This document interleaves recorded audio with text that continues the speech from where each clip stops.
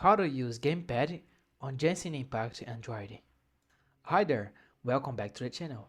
In this video, you're going to learn how to use a gamepad to play Genshin Impact on your Android device. Whether you're using Bluetooth or USB controller, I'll walk you through everything step by step. Let's get started. Step 1.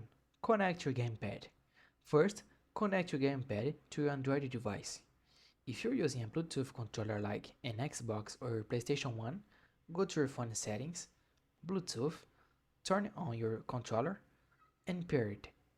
For a USB controller, plug into your phone using a USB OTG adapter. Once it's connected, you should see a confirmation or feel a vibration on the controller. Step 2. Launch Genshin Impact. Now, open Genshin Impact. Make sure your controller is connected before launching the game. Wait for the game to fully load and enter the world with your character. Step 3. Enable controller mode. Once you're in the game, open the payment menu in the top left corner. Then go to Settings, tap Controls, and under Control Type, select Controller. You will immediately see the interface switch to Gamepad mode. Step 4. Test the control. Use the left stick to move, the right stick to control the camera.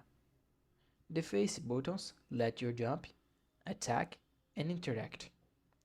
Shoulder buttons are used for skills, aiming, and dodging.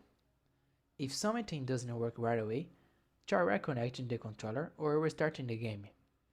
And that's it. That was the full tutorial on how to use a gamepad in Genshin Impact for Android. If you found this tutorial helpful, please like the video and subscribe to the channel for more tips like this. Thanks for watching, see you in the next time.